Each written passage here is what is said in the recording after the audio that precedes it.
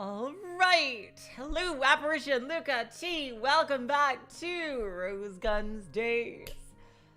Oh my god, it feels like it's been forever. I say that every time, so it kind of gets old, I know, but it really does. Last time, Zell got her memories back. But at what cost? Her father was held captive by the Gold Dragon Society, and essentially she's basically their fucking slave. That, to ensure his safety, because, you know, he's on the run from somebody else, and they're keeping him safe, she basically has to do whatever they wanted. So, something tells me the way this plot might go is that they're going to find out that she stumbled upon a close relationship with Rose, and they're going to use her to be like a double agent, but unwillingly. It does feel forever, Luca, but that's because, like, it feels like I have a gut feeling that there's going to be 3 arcs overall in this story, and we're in the 2nd arc. Leo is probably going to come back for the grand finale, but Luca, you have to remember do you remember how OP Leo was? That he literally stole the show from everybody. This is like Toriyama taking Goku out of Dragon Ball Z for a while just because he's too strong. He's the solution to literally every problem. It's like, okay, why don't we just send Goku? Why don't we just have Leo there? He can take 40 guys at the same time, no problem. And, you know, without Leo leaving for a little while, like, I'm sure he's going to come back for the final arc. He's got to. We wouldn't have gotten to meet the, I keep wanting to say the mountain dogs. I might have even said that in the summary of this description of this video, out of force of habit. The wandering dogs, who are honestly, all 4 of them, my fucking favorite characters in this story. I have to say, I love them to absolute pieces, and I want nothing but the best for all 4 of them. I just, seriously, I just have grown totally attached to them. So, like, the other characters are great, but those 4, like, I'm getting major Higurashi gang vibes out of them, but even better in a way. Honestly, they are my absolute favorite part of the story. And I hope just because when Leo comes back and they meet him or whatever, and they're probably not going to know who he is, so that's probably going to be really funny when it happens, that they don't, like, lose their spotlight. Although I imagine it'll diminish for a bit, because, you know, it'll probably be a threat only Leo can face in the final arc, but I really want them to be a big part of the story from now on, because I love them. They're my babies. All right, let's get back into it.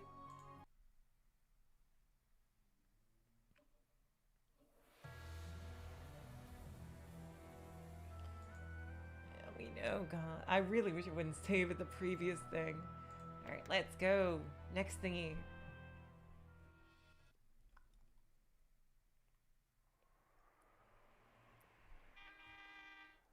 That cityscape really reminds me of Sakonia, like one of the first shots in Sakonia. In Chinatown, in the middle of the night, there was a line of trucks. A massive number of wooden boxes was being lowered from several trucks, and they formed a pile in the storehouse. Oh, please tell me if the music is too loud or too soft. These boxes were different from the ones used to transport the soy sauce that Rose had purchased from the Satomi lines. As the crowd of workers moved back and forth, Wong laughed in front of the pile, which now resembled a massive wall or a tsunami. I still can't believe we haven't met the young lord, which is just crazy, considering how much he's been hyped up. Now, this is the best part. Truly like the night before a big Kyushu landing raid. Are you talking about the wild beast strategy? Japan should be grateful for the disaster. Without that, at least... Oh, typo here. At least Kyushu and everything south of it would be Chinese territory by now. Oof.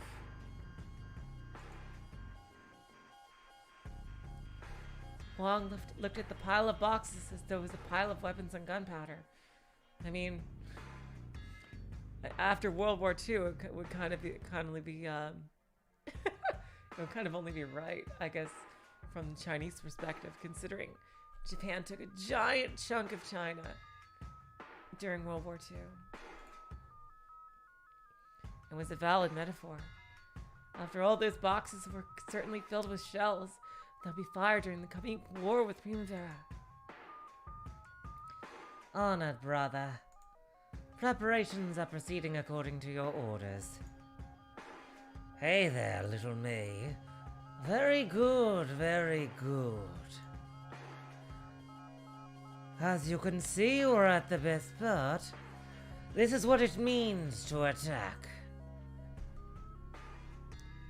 Still, I'm surprised you managed to scrounge up this much. I can gather as much as I want and make as much as I want. Isn't that the greatest weapon we Chinese have?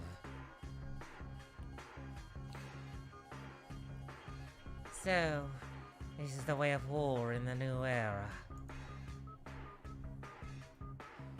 By the way, honored brother, I hear that logistics businessman was captured by Primavera. Ooh, that was faster than expected, huh? And I'd promised to introduce him to a place with some lovely girls. So, was he floating? I doubt he'd sink.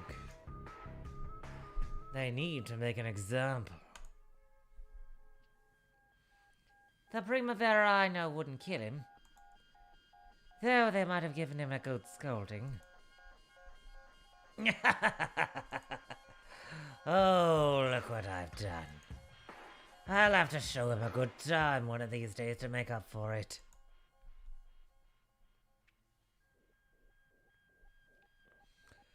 However, will this plan of yours really go well? Hey, what's wrong, little May? Are you really so uneasy about my plan? No, that wasn't my meaning. For a thick-headed, violent person like myself, your wise New World warfare seems to be hard to grasp. Oh, it's rare for you to say something like that. And I thought someone as wise as you would be just the person to understand my plan. I fear my knowledge is still no match for yours, honored brother.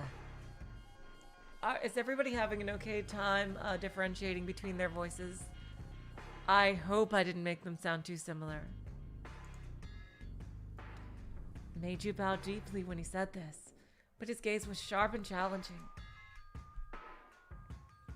It was as though he was saying he'd wait and see just how well this plan of Wong's turned out. That's what I thought. That's what I got out of it. Wong noticed this second meaning. Before Wong had been given the post, Meiju had served the role of guarding the south gate with splendid plotting despite his young age. Looks like this guy's the boss of this arc, Wong. Wong didn't think him the sort of man to wag his tail for someone just because they had experience. Well, just you watch. I'm sure you'll be surprised. It will be a pleasure to see your talents at work. Since he was bowing his head, Meiju's eyes couldn't possibly be looking at Wong.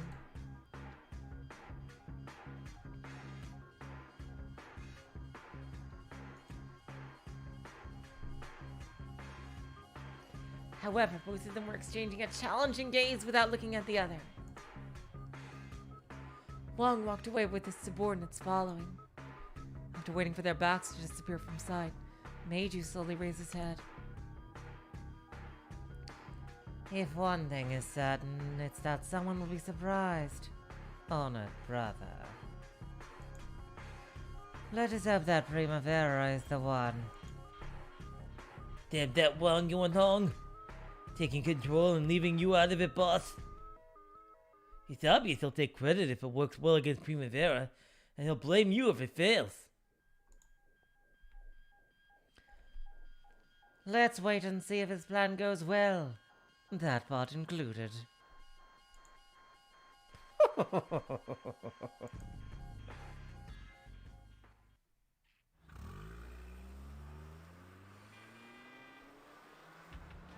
If the plan Wang laid out goes smoothly, it's possible your life will be in danger eventually. True. He is an assassin sent against me.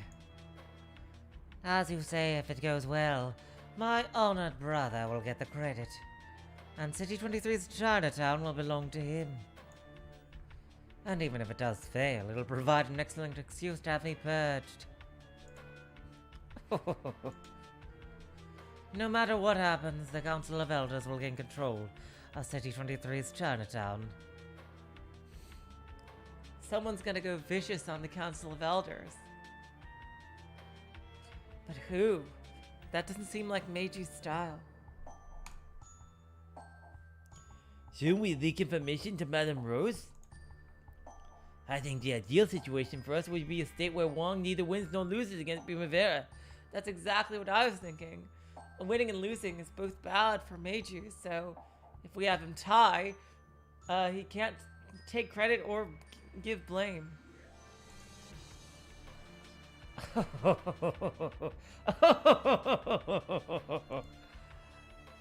Meiju's underlings hesitated, unsure what he was laughing at. After laughing for a while, Meiju spoke, still gazing out the car window.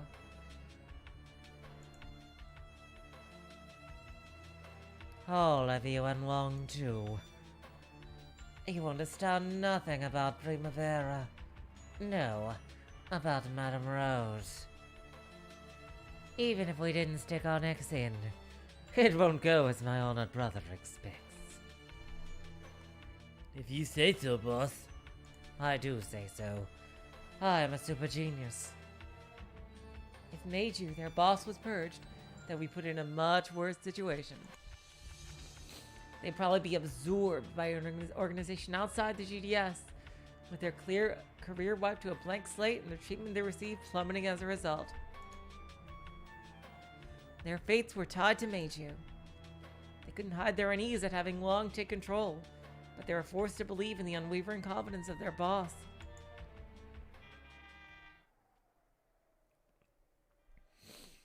Come to think of it, how is Hotarubi doing? Today was the day she visited her dad. She didn't come last month, but she came this month. Oh yeah, that's right. That was her real name, wasn't it? Hotarubi.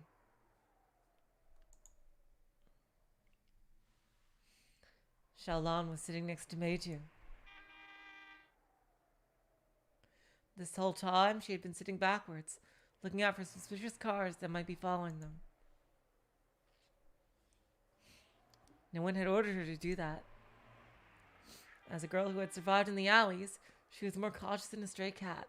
Oh my god! Can you join the wandering dogs? Ever since she started thinking of Meiju as a father and a brother. A father and a brother? It's kind of odd. She had grown ever more cautious, determined that nothing should harm him. Hotarubi, is it? A pitiable girl. How outrageous that the Council of Elders will spend money on such a disreputable product. Ugh.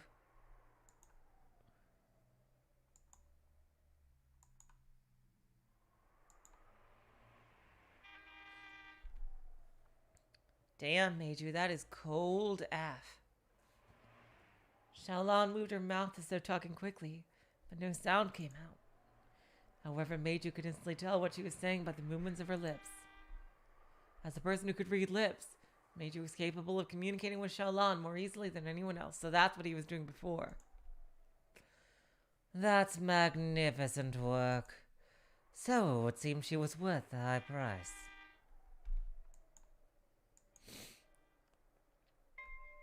According to Xiaolan.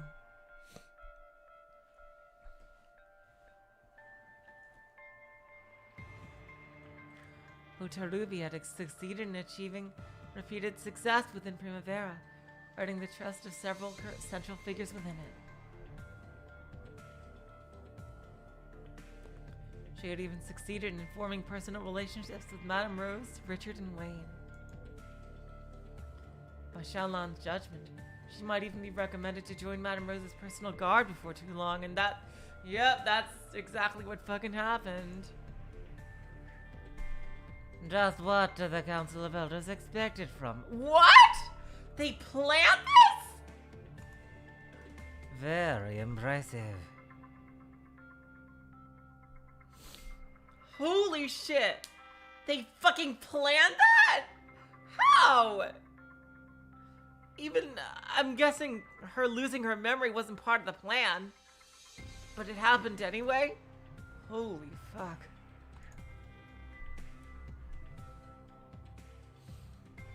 Oh no.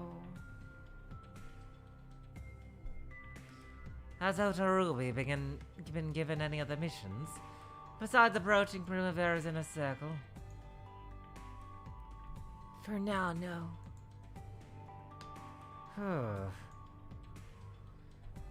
Continue to observe Utarubi for a while longer. However, if she's ordered to assassinate Madame Rose, let me know beforehand. Oh god.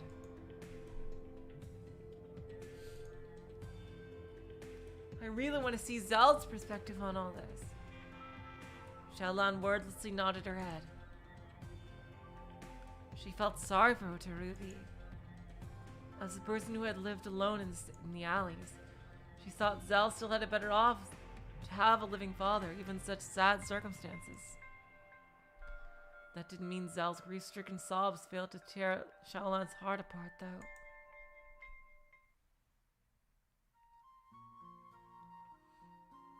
Here we go. Okay.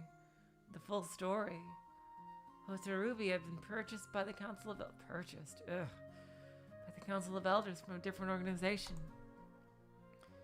Oh, so she is Japanese. Interesting. She was a Japanese assassin fluent in Chinese. I thought she was half and half. This girl, who possessed both youth and beauty, appeared to be as fragile as her real name, Hotaru, which means firefly implied. However, rumor told of the missions she had accomplished for countless organizations, and she was somewhat well known in the underworld of Tokyo's Chinatown. Her greatest weapon, holy shit, she has a gun! Oh my god, was the fact that she was Japanese. Though the Chinese and Americans were in control, there was still a considerable number of Japanese people living in Tokyo.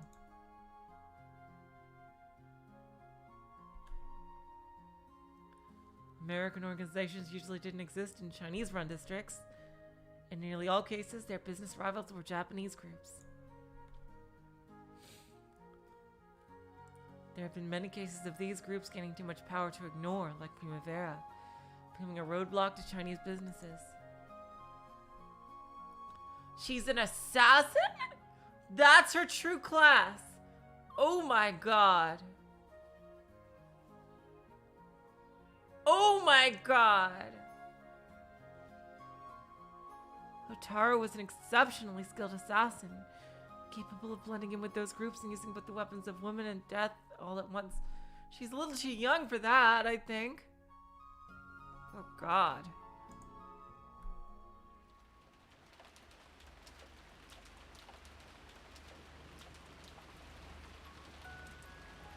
Ugh. My god, I'm getting reminded of Fata Morgana here. At first, she had been sold to underworld bosses as a lovely pet.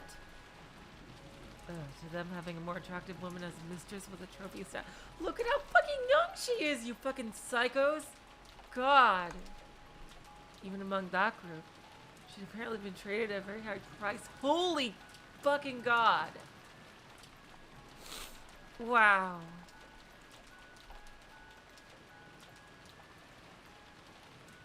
After all, she would bear anything, obey anything, in exchange for her father's safety. Jesus Christ. Oh, she shouldn't have gotten her memory back. All those horrible memories must have... Oh, God. Jesus Christ. Oh, my God, those fucking psychopaths. A woman that valuable was just perfect for a gift between bosses. Ugh. Jesus Christ. Oh my God. She changed owners at an astounding rate. She's just a sign of friendship or a peace offering between underworld bosses. Oh God, Zell needs to be the one to destroy the Council of Elders.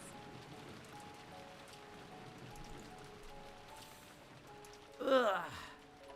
Oh my God. Wow, that is stomach wrenching and heart wrenching. Jesus Christ. However, a certain Chinatown started using her as an assassin. Even the strongest of men let their guards down in front of women. A particularly helpless one in bed. Oh God.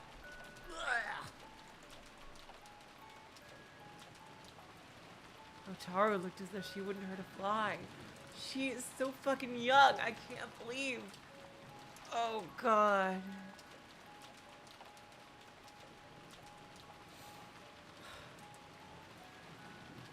She can't. There's no. She can't be like a day over 14 at least.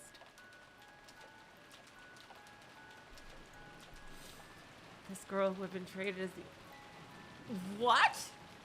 The lady of the evening? She's a fucking child, you psychos. Had the makings of the ultimate assassin. She's not Maki Harukawa. She would do anything to ensure her father's safety. Oh, God. Ugh.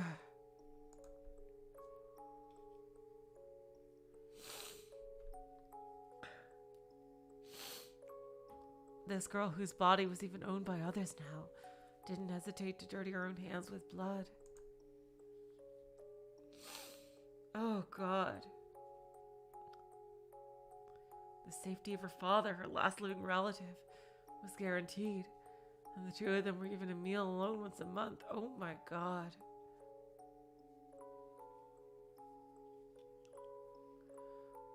If I was... Oh, God.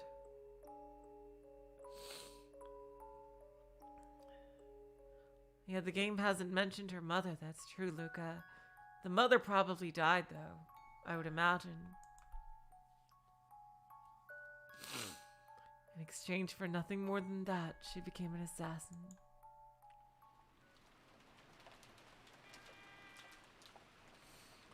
When the Council of Elders bought Hotarubi, Meiju had been extremely wary. Probably had expected that she might be used against his own faction. Supported the GDS's previous leader. Because of that, he had sent Shaolan to keep an eye on her. Oh God, the Council of Elders needs to be fucking killed. ASAP. Seriously, no, they need to die. They need to fucking die. And put Lee Meiju as the new leader of the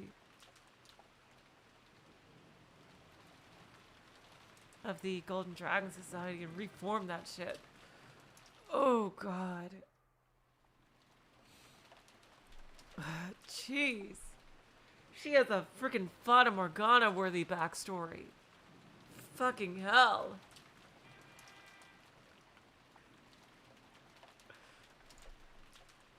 Later on, when he learned that she was being used to approach Primavera's inner circle, he had breathed a temporary sigh of relief. However, that didn't eliminate the possibility that she was a joker in their hand, capable of eliminating Meiju's connection with Rose, who was a powerful card in his own hand. Hello, Zarmegas. Welcome to the stream.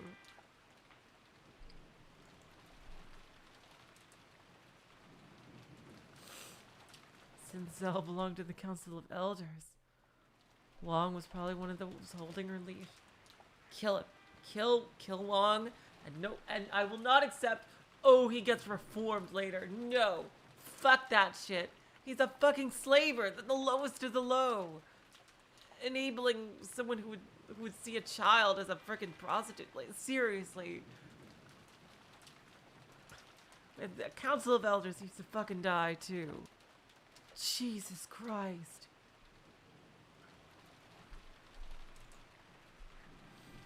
In the war Wong planned to wage against Primavera. If Rose ever got in the way, there was a high likelihood that Wong would order her assassination. Interesting. I wonder what ideal move we can construct from this card.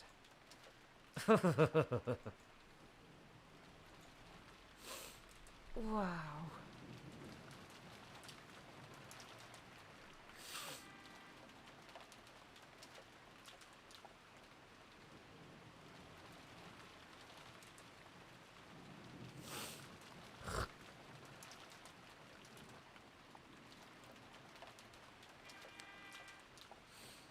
Cool rain chilled the city, which had been made hot with the soot and smoke from cars and factories. The soft sound of rainfall enveloped the nighttime city with silence. There were only a few people hurrying home now.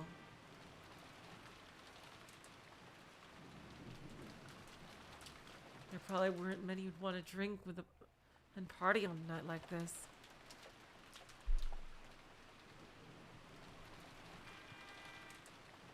Even downtown was as quiet as a funeral, and the glowing neon sign seemed lonely somehow.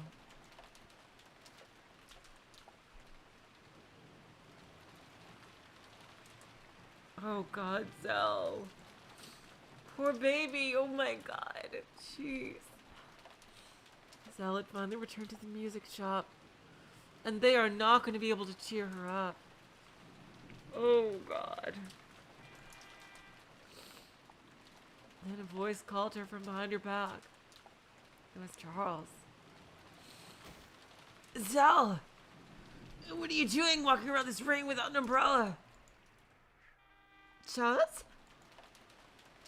Where have you been? Out to sleep without even leaving a note?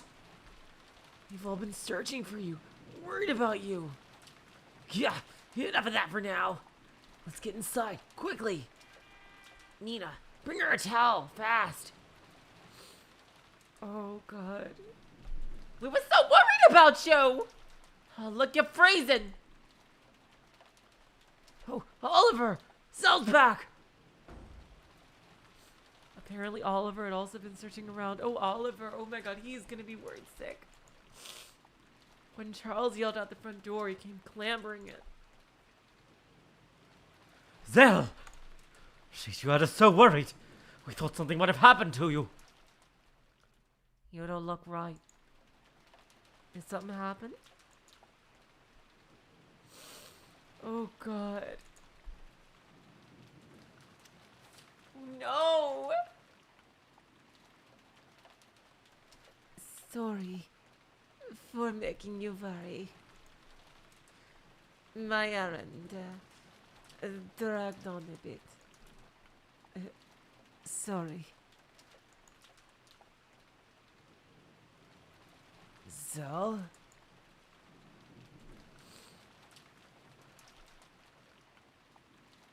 Oliver and the others continued to stare at Zell with anxious, dubious gazes.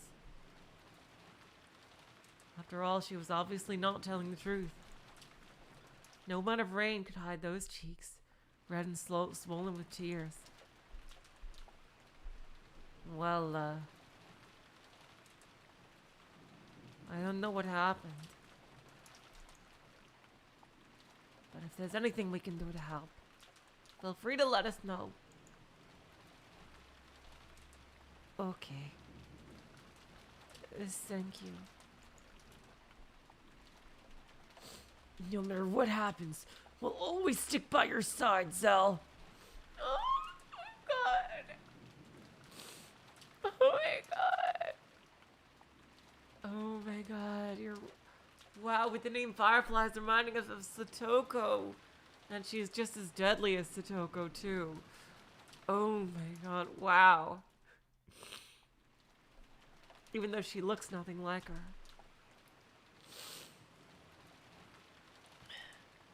Wow.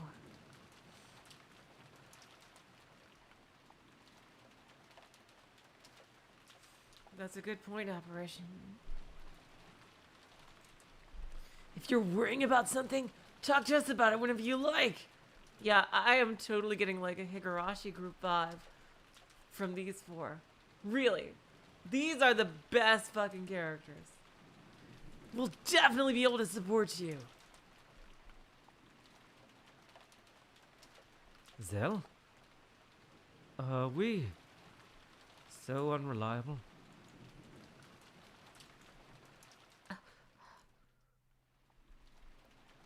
We four are the wandering dogs. No matter what happens, we'll never abandon one of our comrades. What happened? Tell us about it, please. Oliver and the others had realized that Zell was in some sort of tough situation. They wanted to support her from the bottom of their hearts. However, Zell couldn't accept those feelings of theirs. After all, she had come here as an enemy of Primavera. I'm really sorry. Please, everyone. There's really no need for you to worry. I'm really, really glad you all feel that way. Thank you.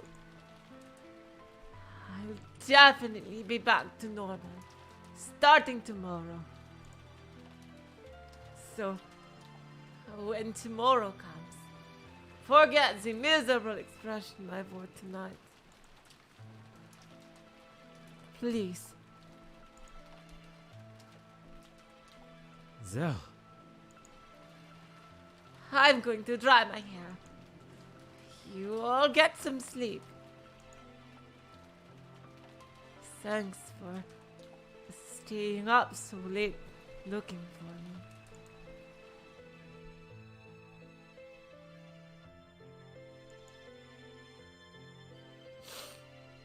Zell disappeared into the back. The other three just stood there looking worried.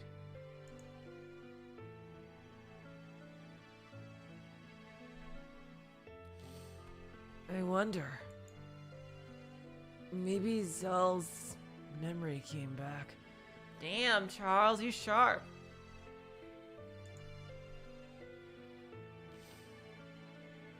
I was thinking the same thing. And yet she still came back to us. Yeah. Even though her memory came back, she still came back to us. We're comrades. I won't let anything slide if it makes one of my comrades cry. I feel the same. But Zell won't talk to us. Is it because Ooh. because we aren't reliable enough? Oliver. Is that why she won't talk to us? I'm sure. She thinks that talking about it won't accomplish anything. That girl's been living a life with a heavy burden, hasn't she? You guys know why Zell grows her hair so long? Huh? Guess she probably's trying to hide that. What do you mean, that? Earlier, when Zell was being measured at the clothes shop, we saw it. Zell would never choose to get such a creepy tattoo.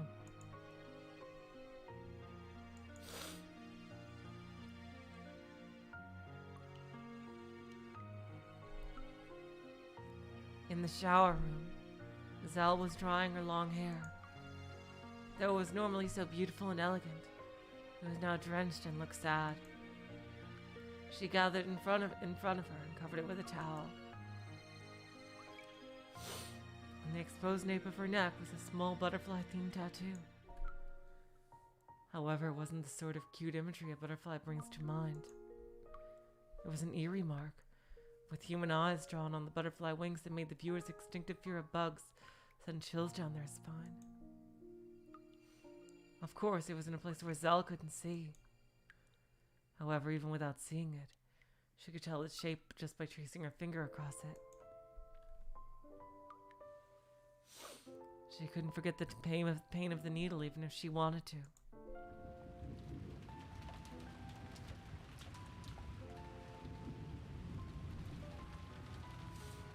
That tattoo was something a certain organization's boss used as his personal crest.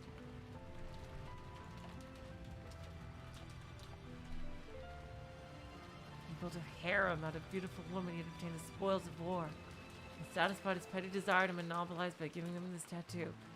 Absolutely fucking disgusting. Disgusting!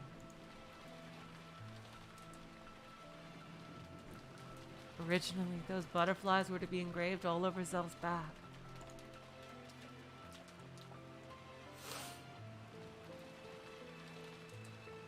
However, a feud had broken out after only the first butterfly had been added. Good. That boss was riddled with more bullets than the number of butterflies he had ever tattooed on his woman and left hanging on a crane. Good. Good.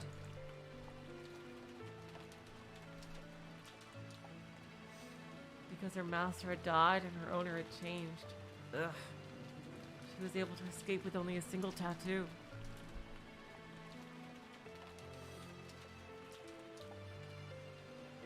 Even now, when she thought about it, the pain of that repeatedly stabbing needle came back to her. It stung and ached.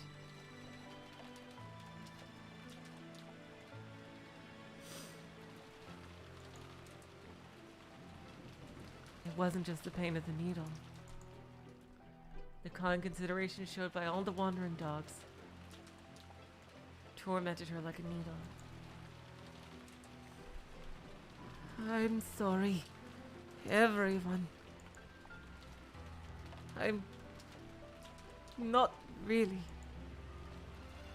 one of your comrades.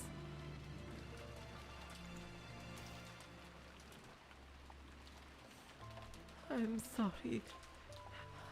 I'm sorry.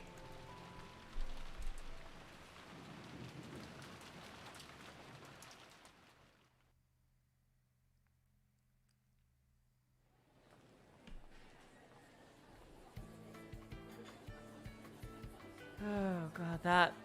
Ugh. I'll take a big serving, miss. So delicious I could eat this all day. At least soy sauce is doing well. Yep, you can't be Japanese without this taste. Your soy sauce really does taste and smell completely different, doesn't it? All our customers are overjoyed. If we just did it cheaper, there'd be nothing to complain about. Yeah, with everyone poor now after the war, pretty tough to have the price be double what it was. Our apologies on that matter. However, we've been promised that the price will be revised bit by bit going forward. I hear the news of this soy sauce fever has reached the ears of the workers in Chiba. Sounds like they're all rejoicing. I've heard that some people are starting to come out in favor of moving from a small-scale luxury output into mass production with lower profits but far more sales. That's incredible, Royce. Maybe I'd be able to get our soy sauce back. Never know when we'll run out of soy sauce again. Had to really eat while you still can. If you're Japanese, you just gotta have soy sauce. The taste, the smell. Can't up my horsepower without this stuff. Hey, why don't you eat up quick and open the seat? Realize how long I've been waiting here? Hey, don't push. You'll be sorry if you make me spill my soup. There's plenty of soy sauce left. Please don't fight and enjoy a friendly meal.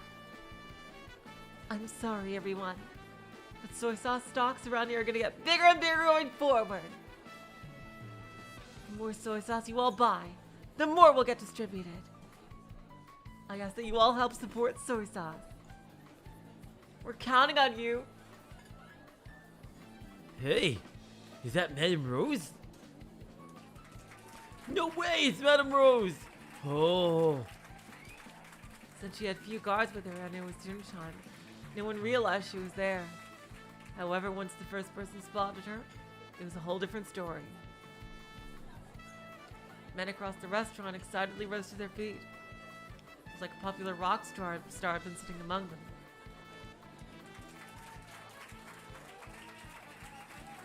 Madame Rose, our goddess! Bonsai, Bonsai! The savior who raises our wages. Thanks for getting our soy sauce back. Please do miso and mirin next. Rice and mochis! Rice? Why would rice? Everybody uses rice. I want to eat udon and soba too. The price is too high. If you don't get it a bit cheaper, I want to be able to eat it every day. I'm really, really sorry about the price. But I'll do all I can to make it cheaper.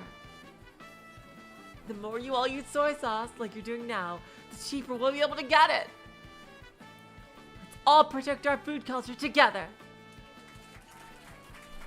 When Rose finished boldly saying her piece, the restaurant was filled with applause and whistles. When the excited customers rushed forward towards Rose, trying to shake her hand, they got into a pushing match with their guards.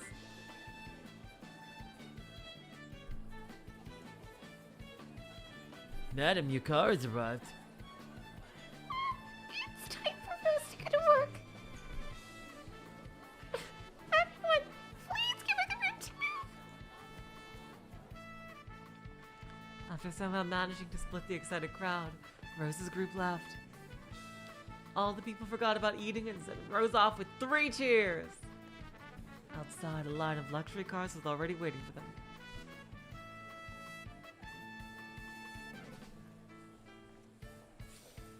Ah, Luca, you're way too nice to me. We're rooting for you, Rose. Sorry to barge in on you like that today. Was it a burden? Not at all. I'd like you to drop by whenever you feel like it. We're welcoming you with open arms. As for the soy sauce, I'm counting on you. Whether we get distribution up or not depends on the consumers. Of course. I'll help out. So please make it cheaper and cheaper. This way, madam. Bye then, Claudia. Thank you so much, everyone. Madam Rose! Bonsai, bonsai, bonsai! Even after Rose got into the car and closed the door, the cheering continued. The car started up, and Rose continued to wave at them until they disappeared from the car window. Were you able to get a good sense of the public's attitude? Yeah, I could feel how food culture equals the people's confidence. When the Americans and Chinese scattered food from their countries around for free, and nothing more or less than assault around food culture. When food culture is lost, the people lose a big part of their identity. To be honest, I used to think that this soy sauce business was foolish, but Have you been convinced? indeed, a man's narrow field of vision couldn't even conceive of such a thing. The support of the city folk makes for a powerful tailwind. I must apologize for doubting you again. They say that women have to grab 3 bags, right? With wage increases, we grab them by the bag of their wallets. With soy sauce, we grab them by the bag of their stomachs. The third bag was Primavera's greatest specialty, was it not? Ho ho ho! Rose was in high spirits. After hearing the passionate voices of the city folk, she could probably feel a favorable wind at her back. However, if they didn't show the townspeople another legendary night, Primavera would be treated like mere charitable organization. Because of that, some people would fear the GDS and crack easily. They had to make it clear that Primavera was a violent organization, no stronger or weaker than the GDS.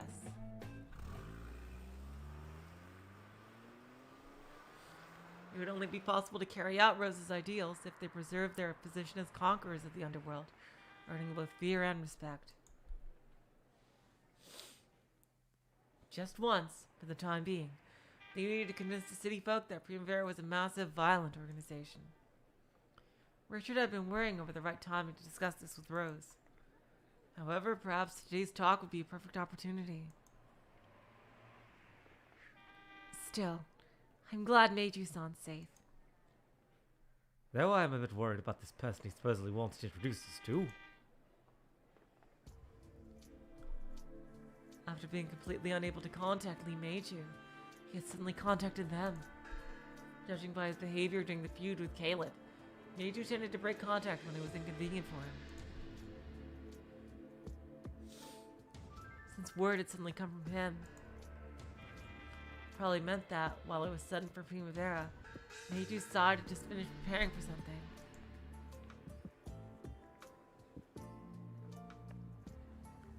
Who on earth could it be? I wonder if the high-ranking member of City 22's GDS is coming to negotiate for the special offers windows. Hopefully it's the young lord, so we can finally meet him! I see. A reasonable supposition. For a deal regarding the special offers windows, a considerable supply of money would have to change hands. True enough, it wouldn't be strange for someone even bigger than Meiju to come from City 22. The main base is the GDS, but...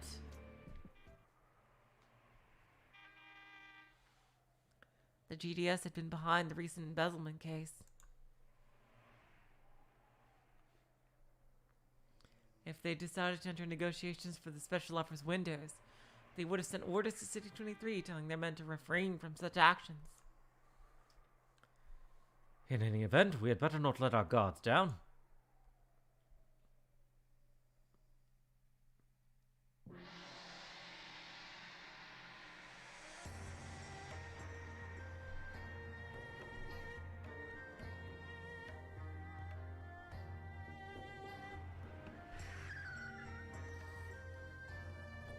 They had been invited to an expensive restaurant in City 22's special pleasure district. City 22 was run by the Chinese military. The whole city was a massive Chinatown. Small rock Chinatown in City 23 felt like nothing more than the Chinese town in Japan. But this was a whole different story. Though they had only crossed between cities, this was clearly a foreign country, China itself. The restaurant was in a dazzling building that looked like a Chinese-themed fashion mall. There was a red carpet laid out in front of the entrance, and there stood a line of GDS guards. Meiju and a man who seemed to be an executive, slightly older than middle-aged.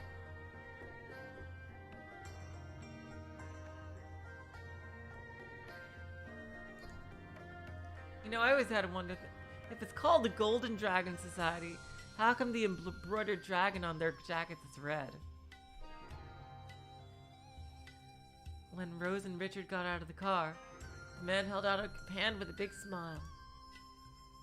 They immediately understood that this was today's key person. Wow, such a lovely lady. How cruel, little May, not introduce me to such a beautiful woman. It's a pleasure to meet you. I'm Rose Haibara. And I'm Wang Yuanhong. It's such an honor to meet you, Madam Rose. I hear you've been taking good care of our little May. You have my thanks. Thank you for everything. Your Japanese is excellent. I must say I'm impressed. My honored brother is quite a hard worker. He's mastered several languages in addition to Japanese. After all, the number of languages you speak becomes your business power. English and Chinese are a given, but you may also learn the city and the language of many other countries. My apologies for not studying Chinese harder. I really have trouble with the tones. Oh, that's just fine. The Chinese language is a profound one after all. No kidding. My god, I once tried the tone. Chinese has something called tones that English and Japanese do not have. And they are a bitch and a half. Basically, you know how you can say something, words with a different inflection? Like hello and hello and hello. And like that. Well, imagine that each of those three sayings being completely different words just because of the inflection you use in your voice. And there's 4 of them. 4 tones. And it's a completely different word depending on the tone, even though everything else about the word is the same. That's how fucking complicated Chinese is.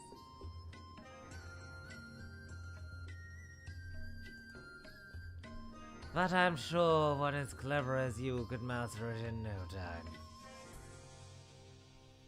Right, little May? After all, my honored brother is extremely talented when it comes to teaching things to young ladies.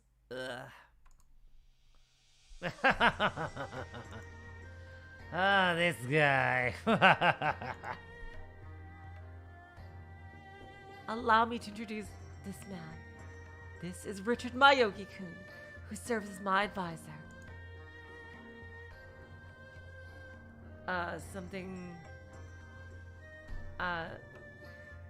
Mr. Wong?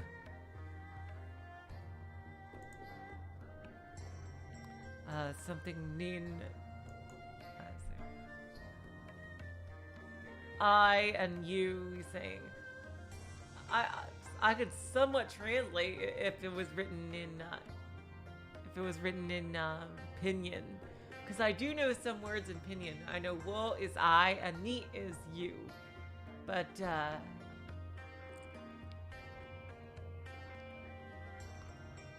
I do not know the characters.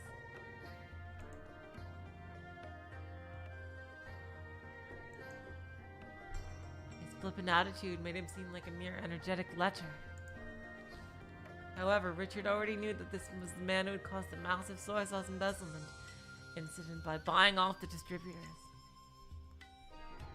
His caution might have shown in his eyes. Wong offered to shake Richard's hand with an entirely different warmth than what he'd shown Rose.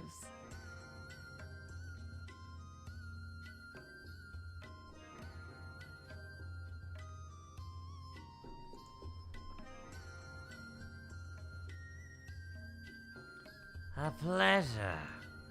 I've heard rumors that you're Madame Rose's famous counselor. The pleasure is mine. It was an honor to hear that you were the superior of Meiju-san, a man I respect. The two crossing gazes were razor sharp. Both seemed certain that the other was the other side's key person. Richard was convinced that this man was a cunning tactician. Wong was convinced that Rose was a symbolic leader, with Richard being the practical leader. Well then, please come in, Madame Rose. This shop is my castle, which I'm quite proud of. I'm so glad I got to invite you here.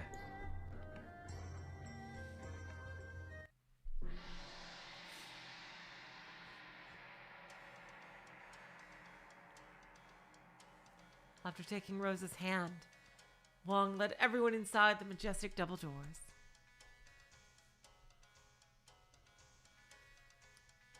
In the entrance, which was decorated in a distinctly Chinese manner, there were several gorgeously ornamented clocks on display.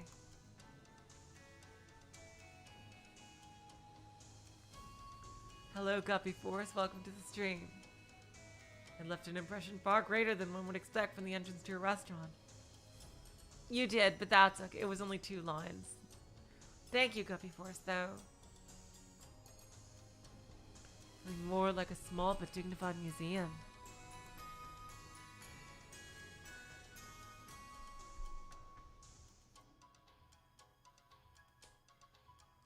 Amazing. Is this your collection, Wong-san? Well, I love clocks.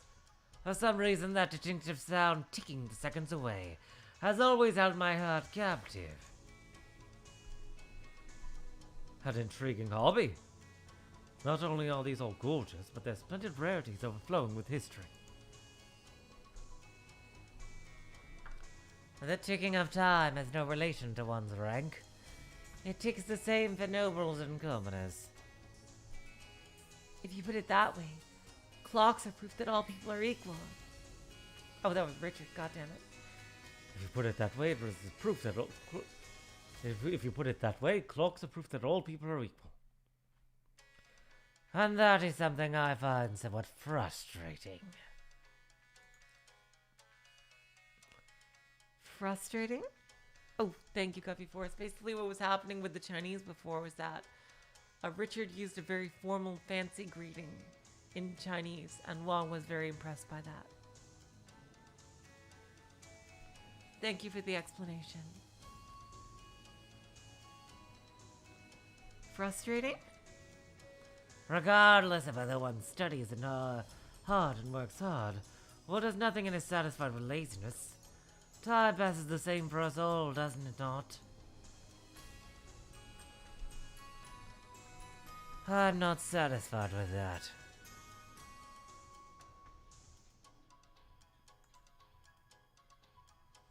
When someone works hard and achieves something great, shouldn't they be given more time? How ignorant God must be to not understand the difference between lazy fools and hard workers, and out time to everyone within flexible rules. So, my hobby of collecting clocks is a minor act of rebellion against God.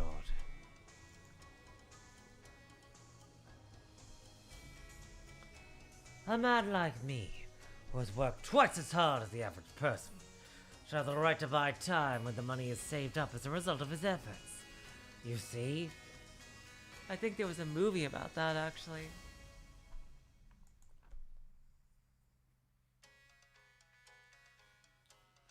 I'm pretty sure there was a movie with that exact premise a couple of years ago.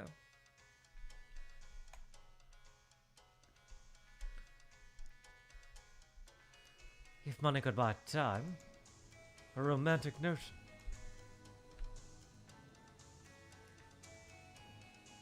Honored brother, if you don't put your love of clocks aside for a bit, you won't be able to show off your favorite device. Oh no, that's not good at all. Look at the time. I mean, it's kind of hard not to here. That's enough talk of clocks for now. Please come inside. Wong looked at a clock, then led the group into the main hall. The clock was just about to show 7 o'clock.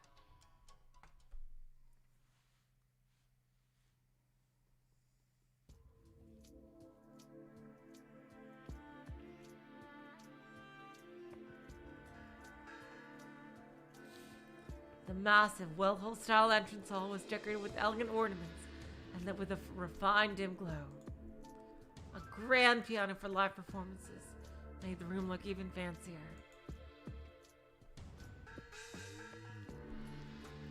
This was a high-class restaurant, available only to special members that were acknowledged as ladies and gentlemen. All of the small number of guests wore expensive suits and had the feel of executives around them. This was Wong's prize restaurant, and also his castle. He guided them to a table that had been prepared for Rose's group, but for some reason he didn't invite them to sit down. He beckoned with a mischievous smile. What is it?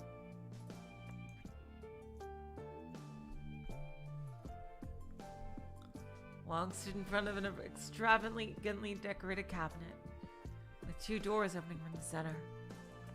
It had a large, ostentatious keyhole in the middle, but it didn't look like a safe. This is where I opened the door with the keyblade.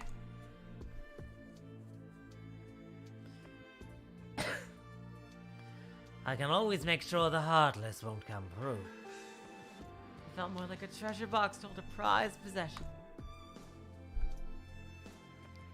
As you can see, this is one of my treasure boxes.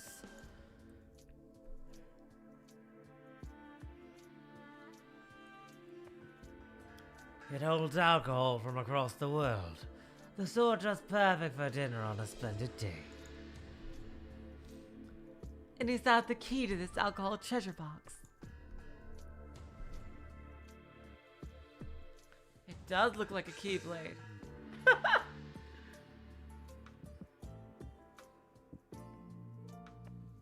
From his pocket, Long pulled a key wrapped in silk cloth. It was a gold key with a luxurious design, fitting for a key to a treasure box. He handed the key to Rose with a wink. Why don't you try opening it? Use the key. Are you sure?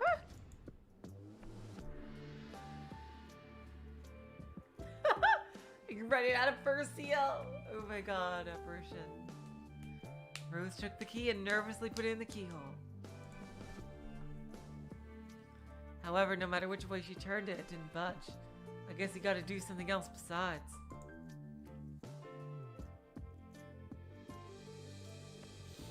She couldn't imagine that it was the wrong key. She couldn't imagine that there was any other way to open it.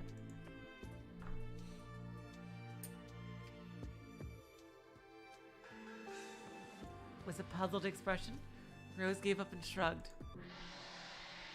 At that moment, a loud sound. No music, no... Surely this was a musical performance of a clock.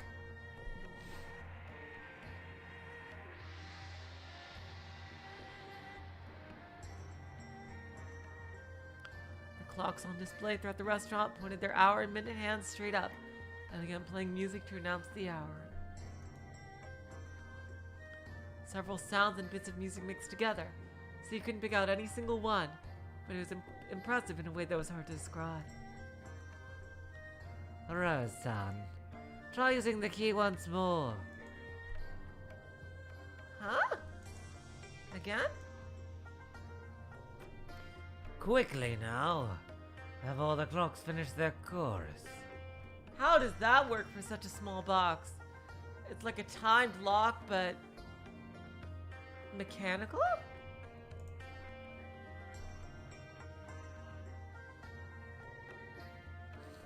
Confused, Rose put the key in the keyhole one more time and turned it. As she did, it spun with unbelievable ease, and she felt a light resistance as the lock was unlocked.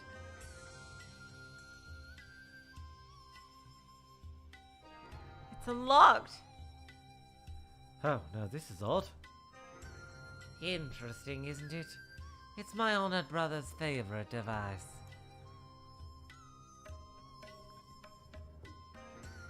It's my belief that the contents of a treasure box shine more the harder it is to open. But on the other hand, if it's really difficult to open, there's no point. I see. So there's a limit on the times during which it can be opened? Oh, so you can only open it while the clocks are chiming. Well spotted. In other words, even I, the person holding the key, cannot open it when I want to unless it's the right time.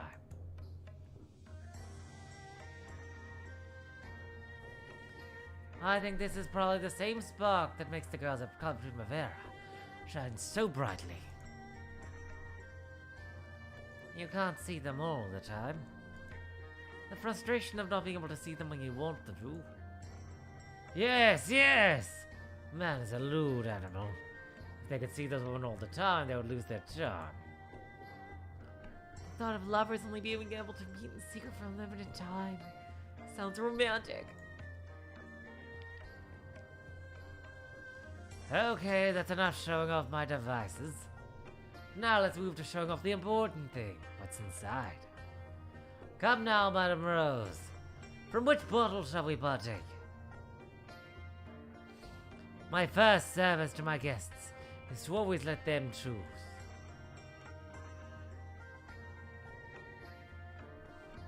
Behind the open doors were choice liquors from around the world. When Rose showed interest in one, Wong would happily relate deep stories involving that bottle.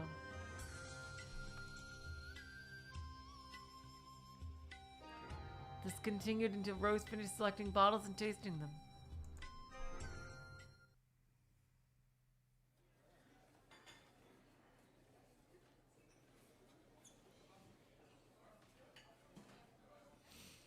To continue ties of friendship between the GDS and Primavera. To our prosperity and expansion. Cheers!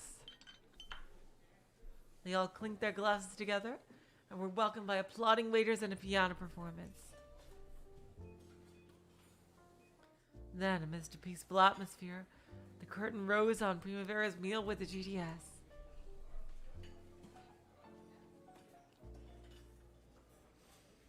I hear Madame Rose is quite passionate about soy sauce for circulation these days.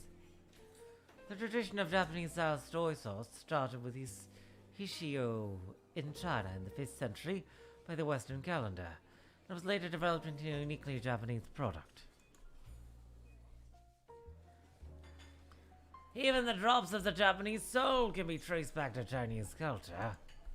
Japanese-style soy sauce and Chinese-style soy sauce ought to be on good terms.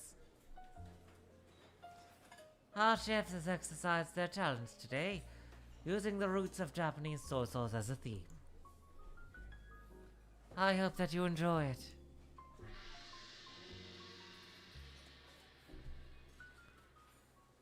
When Meiju clapped his hands, beautiful women in lovely china dresses brought the food out. Oh, the cheap out. Those are really lovely dresses. This wasn't Meiju's style. It's probably a safe bet that Wong was behind this presentation. Captivated by the girls' butts. Wong rose his glass happily. Hilarious. To Chinese-Japanese friendship. China and Japan are brothers, after all. We ought to get along.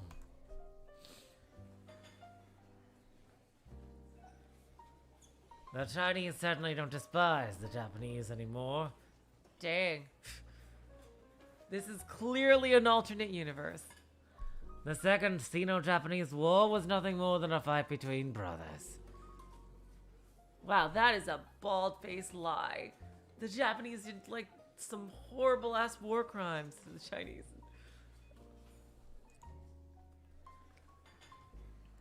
On the contrary, the Chinese army came here to protect the Japanese islands from the Americans, who despise Asians. I think we can both prosper while respecting each other's culture. Indeed we can. China is a broad-minded country. We're the only large country who give profit to neighboring nations, even to the point of starving ourselves as long as they paid us in respect. If you know the real world history of China, everything he's saying here is just so fucking weird. Like, wow. Like, this is like a weird mirror of our reality.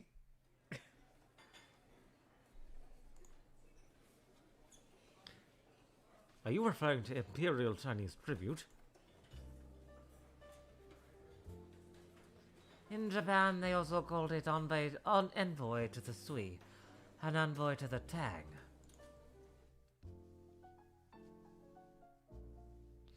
Oh, why did it... I hate it when it scrolls on its own. Old China received tribute from the neighboring countries. The word tribute brings to mind the vision of a large country striking fear into the small surrounding countries and forcing them to pay tribute. However, the successive Chinese emperors who received tribute displayed their majesty and virtue by giving gifts even more valuable than what they had received. In other words, with this tribute system, there were fewer things given as tribute than there were rewards given in return. So ancient Japan wanted to abide by this tribute so much that they loaded up as much tribute as they could muster and crossed the rough sea of Japan at all costs. To Japan, which wanted to learn culture from a major cultural powerhouse. This was a very valuable opportunity. On the receiving side, the Chinese always gave back more than they were offered, and the financial burden was no minor matter.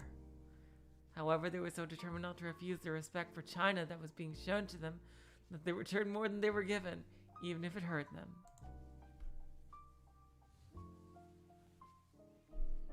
That burden ended up being considerable, and later on, even though China was the one receiving tribute, they actually restricted it themselves in the strange turn of affairs. Oh, yeah. As I've learned, yeah. In my, personal situation, I've learned a lot about Chinese culture, and the concept of saving face is literally so fucking important. It takes, I've seen examples that my SO tells me, of even people in everyday life seeing it more important than money or food or several things. It's really fascinating to see from an outside perspective. And even though they were born in China, they grew up in Australia, so they found it just as odd from their own perspective. That tribute can be viewed as one example of the Chinese historically choosing name over substance. However, the Japanese were the exact opposite, choosing substance over name. Americans are more like that too. Old Japanese history books referred to this tribute as trade. They never wrote that messengers to the Sui and the Tang dynasties displayed respect for Chinese emperors and paid tribute. There are even some history books left which write that the Japanese sold off these gifts, which were a result of the emperor choosing name over substance, right on the spot. They say that the Japanese used that money to buy up advanced techniques and culture before returning home with full ships. They took treasures that were given to them in exchange for respect and sold them off for practical uses. That was Japanese-style trade, choosing substance over name. The ancient Japanese treated this as a fair deal made with the Chinese dynasty, and wrote that the Chinese emperor had acknowledged them as equals.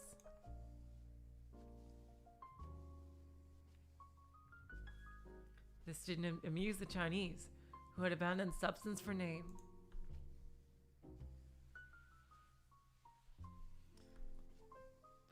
China had given those gifts in exchange for respect. But the Japanese were claiming that this was a deal agreed to by two equal parties.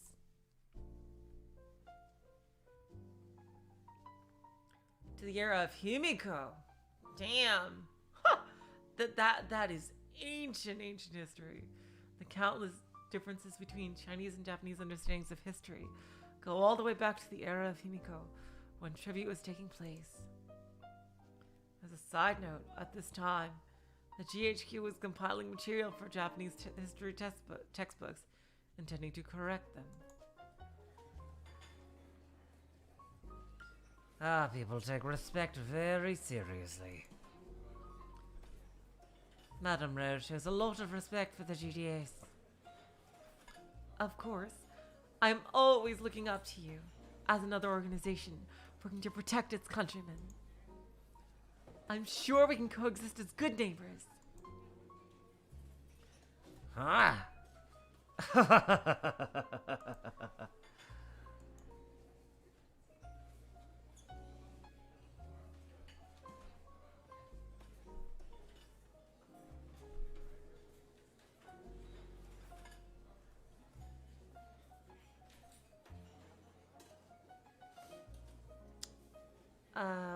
What is he saying?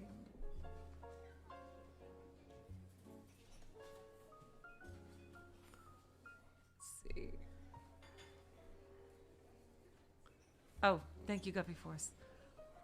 He's saying, The Japanese truly never change, always thinking of us as equals.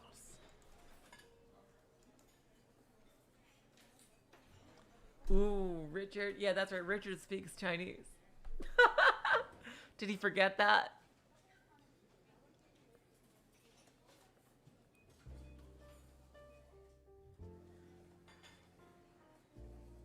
How could you say that? I don't believe we've ever shown you victors any disrespect. Yeah, he forgot. Oh my god. Whoops! How rude of me. I forgot you spoke Chinese, Richard Coon. That was just a joke, a slip of the tongue.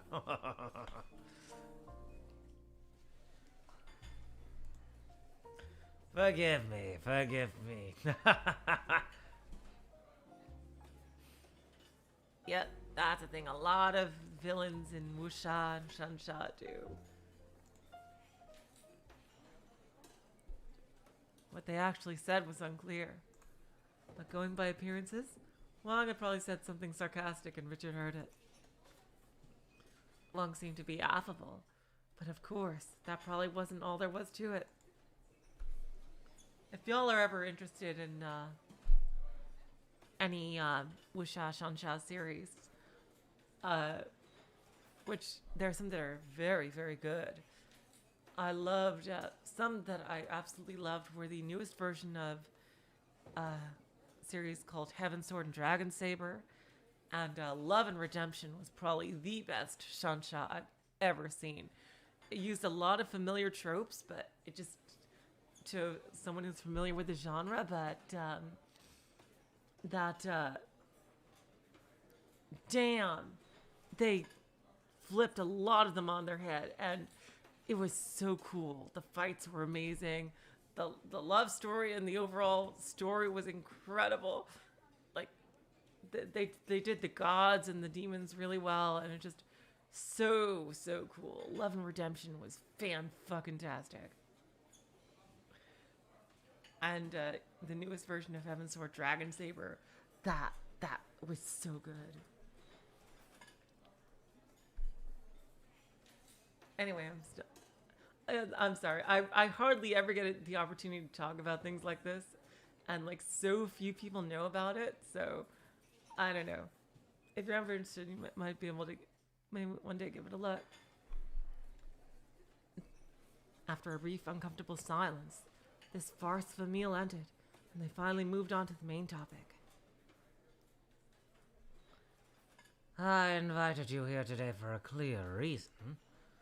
I wanted to confirm the ties of friendship between the GDS and Primavera.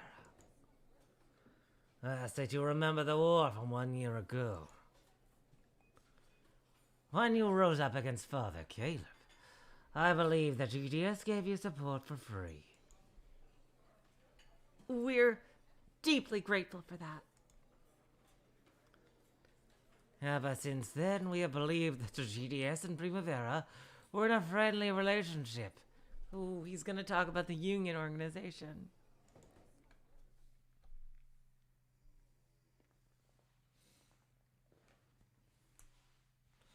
However, recently, there has been a lot of trouble due to that Japanese labor union. Yep, I knew he was gonna bring that up. I believe we offered you the chance to adjust the situation beforehand. Yes, but the Council of Elders is a bunch of dumbass boomers. Unfortunately, our aims were not understood, and we were forced into an undesirable resolution. You mean Little Song? Well, there was a little misunderstanding about that case. Misunderstanding? We proposed joint management of public order around the employment agency, a proposal which you refused repeatedly.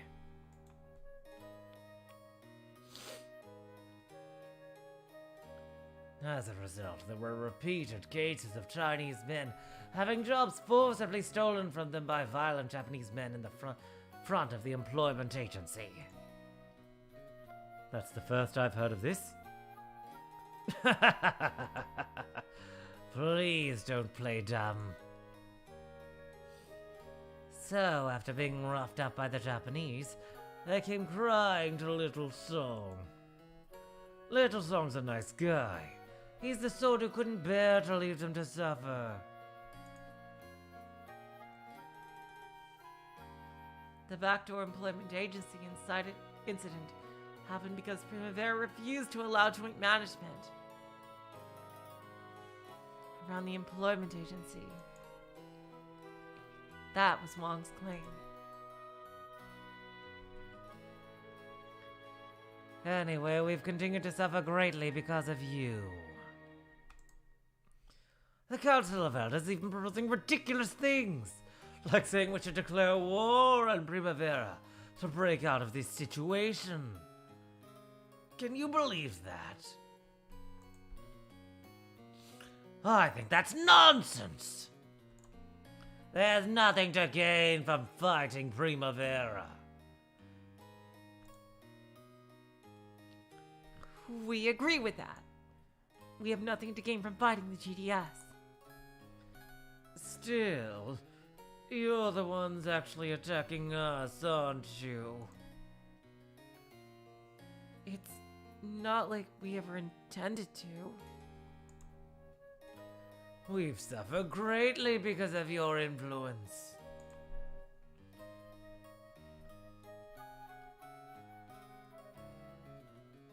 Yes, absolutely, Luca and Apparition. I was referring to this specific topic, but yeah, they're way worse than that as well, yeah. The laborers are clamoring for the same wages as Primavera, and City 22 is turning to Swiss cheese from the uproar.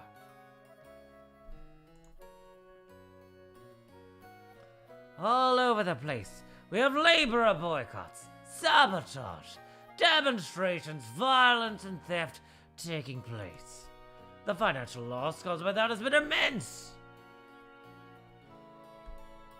It was quiet in City 23, the eye of the storm, so Primavera probably found this hard to imagine.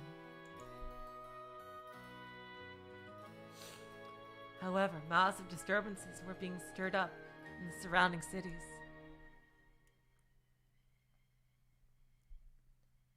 Since Primavera had planned ahead with the GHQ and gained their protection, hardly any of this was reported on, but riots were breaking out all over the place. However, these riots had started when laborers noticed the thievery by Special Ops window soldiers and raised their voices in anger. Primavera felt it could question why they should be held responsible for these riots, but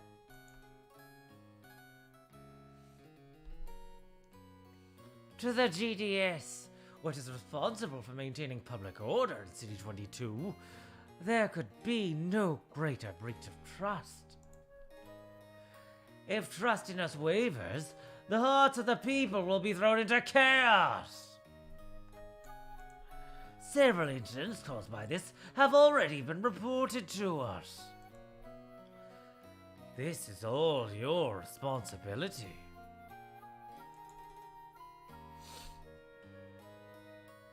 We'll be forced to demand compensation for this loss. Oh, so you claim to bear no responsibility for this at all? No! Nada. The responsibility is all yours. And now it's the GS's duty to protect Chinatown's peace from Primavera's attack.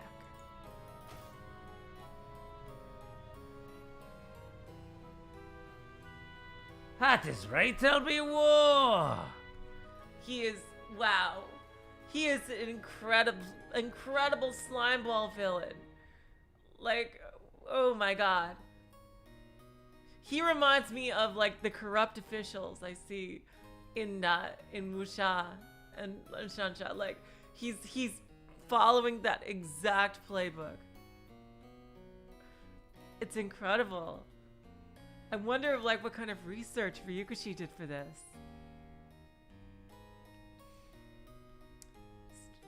I do have my soft spot will for Wuxia will always be, however, the 2008 version of Legend of the Condor Heroes.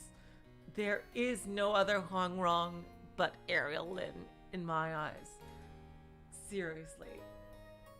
Huang Rong was the baddest of badass bitches in all of Wuxia.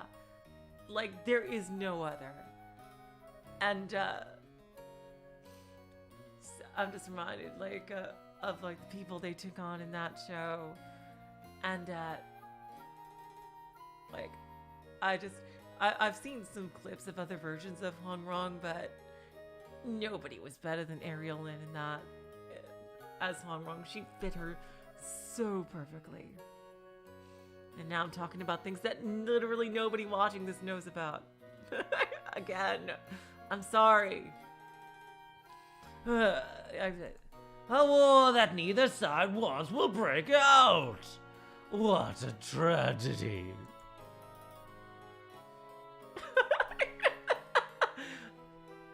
Wang displayed his grief as though he was acting in an opera or something. It was hard to tell how much of what this man said was serious and how much was a joke. What I want to make absolutely clear is that my honored brother didn't come here as a messenger bearing a declaration of war. He's only here as a messenger of peace.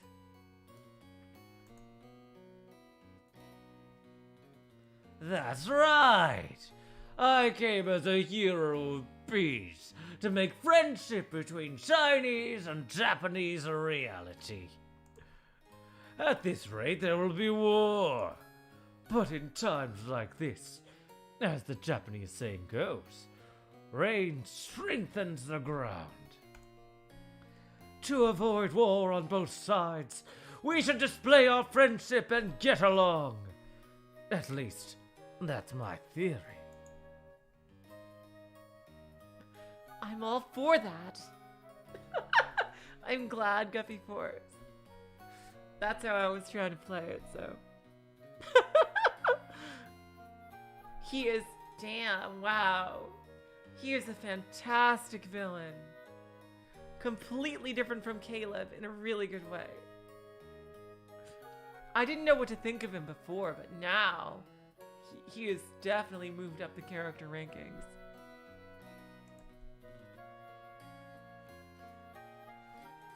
We realized that the wage differential is putting on a lot of pressure on the GDS. That's why we discussed a deal for the special offers windows with Meiju-san.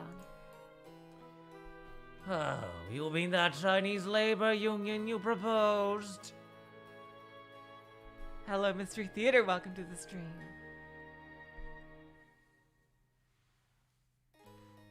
If you establish a union for your countrymen and raise their wages, I believe the issue will be resolved. Well, that's certainly true for City 23's Chinatown. But that won't save City 22's Chinatown. If Chinese people from City 22 rush into City 23's Chinatown looking for jobs, we'll just get a repeat of the old employment agency problem. In other words, with this Chinese labor union you propose, only some of the Chinese people will be saved. And in the end, everyone will grow more dissatisfied.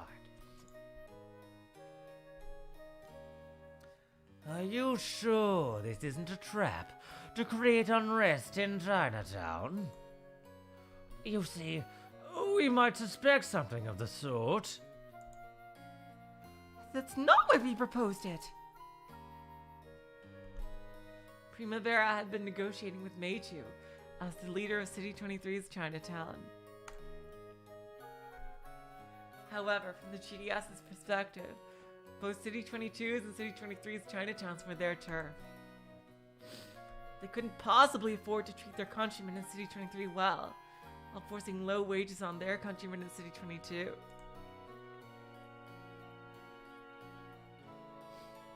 In the past, when Meiju had shown interest in a deal for Primavera's special offers windows, He had been aware that it would create a wage difference between City 22 and 23. However, he had assumed that improving City 23 wages would create pressure to raise wages in City 22 as well. Thinking this as a card to use against the Council of Elders, who controlled the City 22 special offers windows, he had maneuvered behind the scenes with the young lord. But when are we going to see the young lord? The Council of Elders made the first move and sent Wong in. Oh, he absolutely is, Mystery Theater. You gotta see the beginning. He is an incredible villain. The Japanese labor union is saving all the Japanese in Primavera's term. However, the Chinese labor union you propose couldn't save all the Chinese in the GDS's term. See? It's unfair, isn't it? Right? How strange, how strange! It's not fair. He was a very difficult man for Rose to deal with. Oh my god.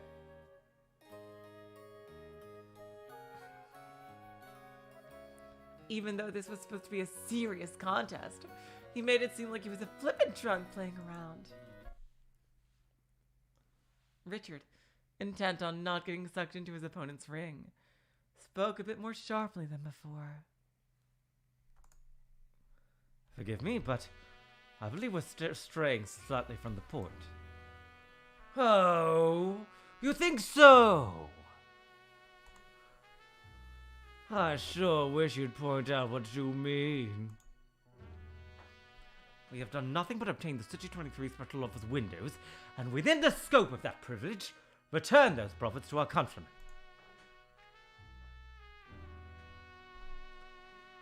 However, out of a concern that this would affect the Chinese living in the same city, we have made this proposal.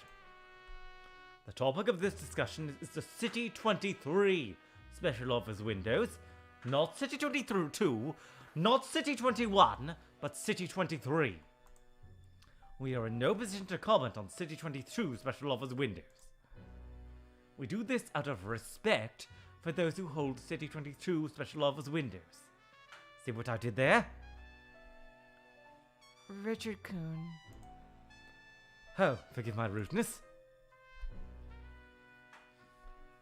To be frank, I believe the special offers windows are something that ought not to exist in the first place. They do nothing more than swindle money for wages that should have gone to laborers. On the other hand, we can't ignore the fact that they've supplied large amounts of funds, which were used to stabilize organizations for the protection of one's own countrymen. With that money, the GDS gained power. And if its work had served to repay all its countrymen, I can't easily claim that special offers windows are evil.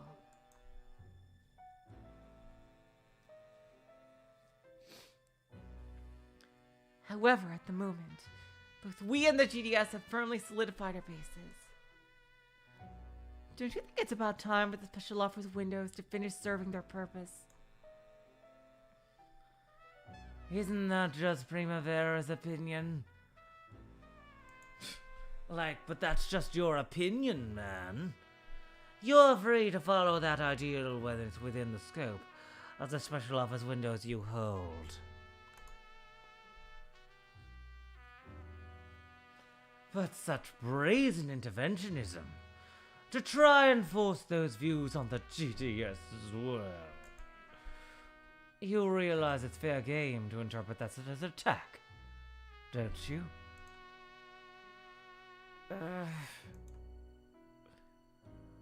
Anyway, no matter what Primavera's intent may be, your policy of high wages is, in effect, an attack against the GDS. If you intend to continue on this path, after having this explained to you, then the GDS will be forced to read this as you waging economic war on us.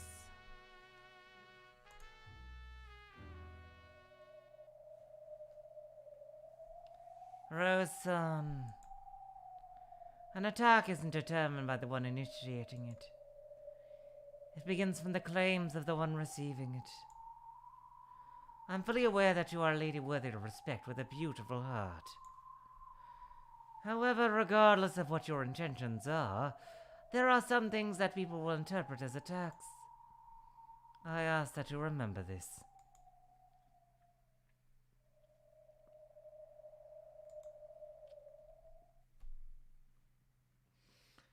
Yep, I think it's just as little May said. There was no malice on Primavera's side. They were just all for innocently improving the lives of their countrymen. After looking into Madame Rose's eyes, I'm sure of it. Primavera has no intention of waging war.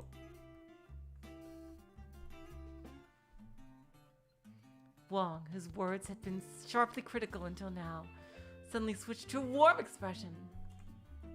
Rose and Richard couldn't help but be bewildered by the sudden change in temperature. Madame Rose really was a benevolent person. Those short-tempered elders of the council just had a slight misunderstanding. You're a splendid lady, and a splendid new leader who can guide the Japanese into the future. Wong rose to his feet and began to speak with even more dramatic gestures. He was like an opera singer speaking eloquently on the stage. Oh, okay, good. So I'm not overplaying him. Then he walked up to Rose and simply grabbed her hands, as though inviting her to dance. I believe we can solve this misunderstanding and make up. For that cause, let's work together. Like this, hand in hand. Yes! I think that sounds wonderful! When people walk together, it means they care about and respect each other. If we let them see us walking together, then I'm sure even the Council of Elders will become Primavera's allies in a flash. And how will we show them that we're walking together? Wong stopped, still holding Rose's hand, kneeled as they're proposing to her. First, the GDS will walk up to Primavera. Until now, we've only considered the lifestyles of our Chinese brethren. But we'll change that way of thinking. We'd also consider the lifestyles of Primavera's Japanese countrymen. I swear that Chinatown will cooperate even more, so that the Japanese of City 23 can maintain a rich lifestyle. Thank you very much. We at Primavera also want to work hard to contribute to the lives of the Chinese. Is that so? Madame Rose, you truly are magnificent. La la la la! Oh my god.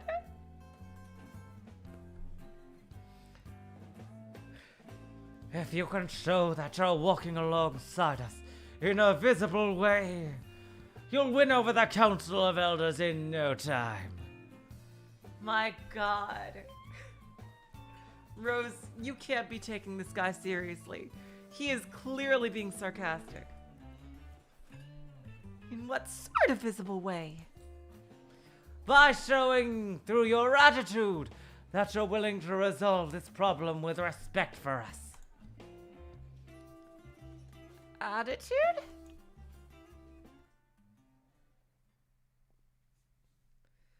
You're being a bit roundabout. And this might be resolved next time as well. Let's have some details.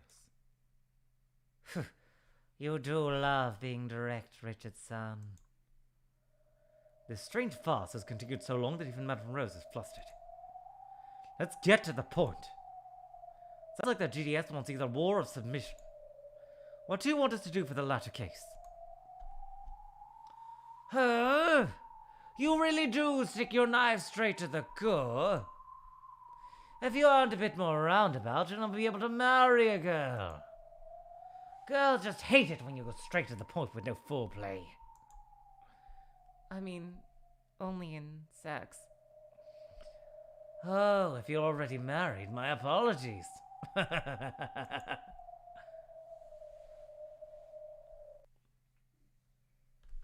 No.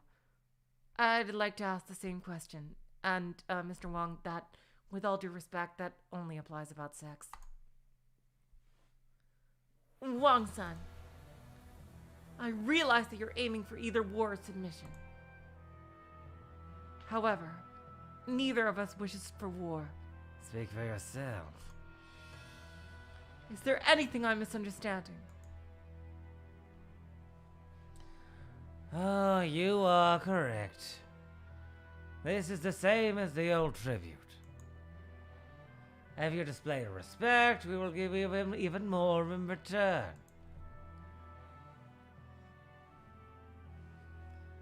China and Japan have gotten along well that way for years, haven't they? And what is this respect to which you refer? Little May, if you will. I'd rather it not come from my lips. You've got guts saying that out loud. Maid... Oh. They forgot the quotes. Maid, gave a short laugh. Understood. Then I shall name the Council of Elders' requests. There are two. First, Primavera will bring its unjustly inflated labor wages back to the level they were at before last year. Uh-oh. That ain't happening. That's the main cause for all the trouble in Chinatown. We would like that fixed immediately.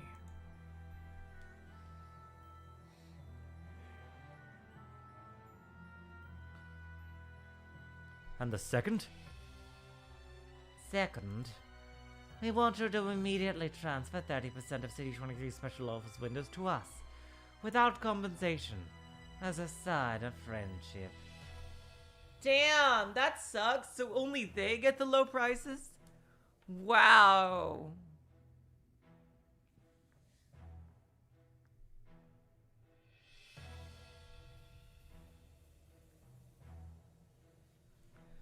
Oh, come on. That's a ridiculous offer. They definitely just want the war. Not even worth considering. I agree 100%, Richard. That is a bullshit offer and they have to know it. Sneering. Richard made a dramatic gesture like Wong.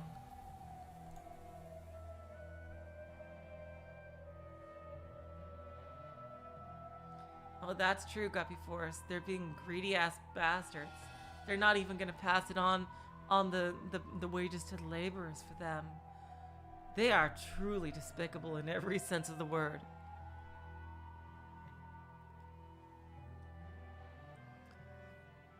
Richard was agitated, even though he was usually calm and composed, and had started reacting to this provocation. At the sight of Richard's behavior, Wong's expression grew even more flippant. Richard-kun, calm down. There's no need to let them sweep you into their pace.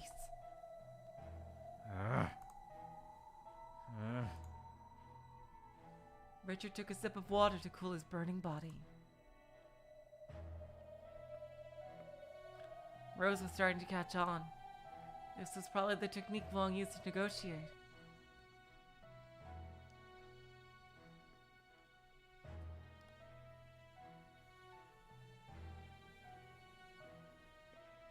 He toyed with his opponent, making them lose the ability to judge rationally and moving the discussion into a direction favorable for him.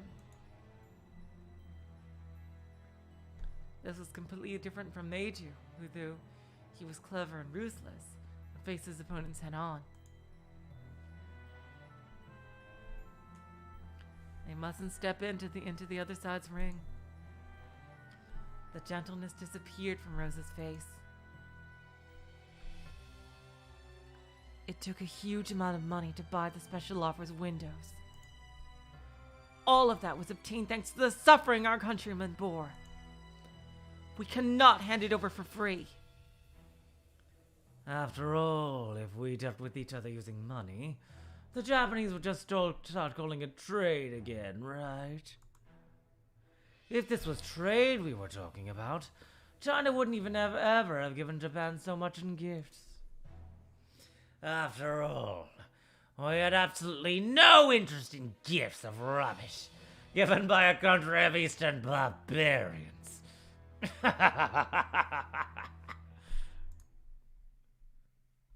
In that case, you must have no interest in the rubbish we call the City 23 special offer windows. Yes. Ooh.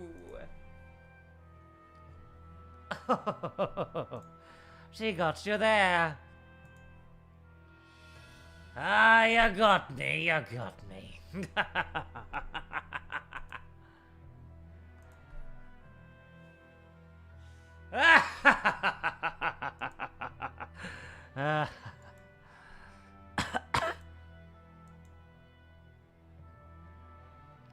This time around, we want a tribute with respect. We aren't averse to showing our respect.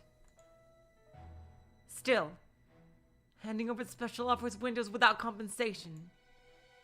Even if I allow it, my countrymen will not. Also, you've used the old Chinese system of tribute as an analogy, but if that's really the case, then even if we did hand over the special offers windows, what gift would you give us in return? You get to live. There you go. It's basically protection money. My god, they're gonna mafia the mafia. This is mafia-ception here.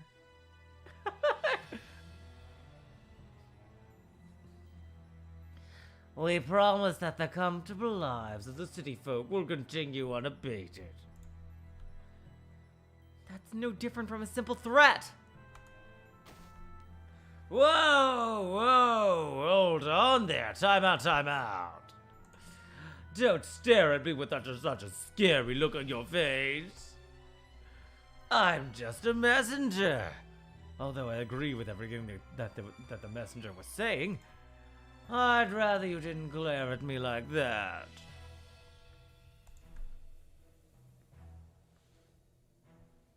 As Rose's tone grew harder, Wong suddenly started joking around to smooth things over. Push forward when they pull back when they push forward. Surely this was Wong's technique of fighting at a fixed distance. Without letting her guard down in the slightest, Rose quietly looked into Wong's eyes.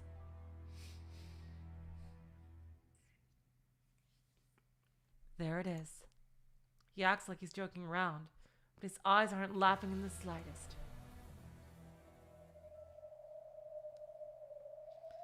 The last war, on the surface at least, ended with the humane ceasefire fire out of consideration for the honor of the Japanese people because of the great disaster.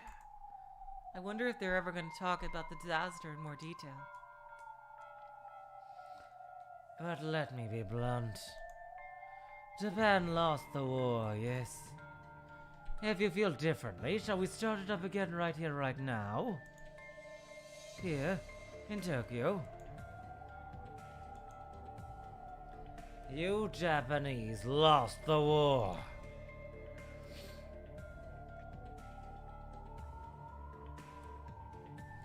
Japan's the only place in the world that worms its way out by calling a ceasefire. The newspapers around the world announced that Japan lost the war. I have no objections on that point. Japan was defeated in the war and is being governed by occupying forces. That's a fact. Do you really understand? Do you understand what it means to lose a war?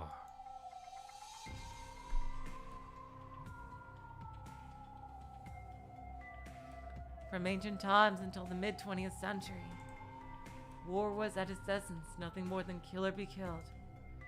In exchange for not killing them, you stole everything from defeated nations.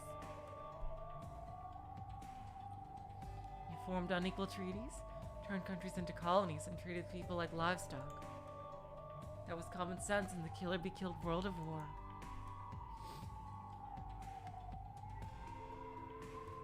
People living in the 21st century probably want to believe that the world's more intellectual than that. However, it mustn't be forgotten that no World Human Rights Declaration stating that humanity had abandoned colonialism was made until a short half-century ago. Furthermore, it isn't true that all the world's countries supported the 1960 Declaration on the granting of independence to colonial countries and peoples. It's probably worth remembering that several major Allied countries who saved the world from evil Axis did not vote in favor of this resolution. Japan did it too, didn't they? Japanization and so on and so forth.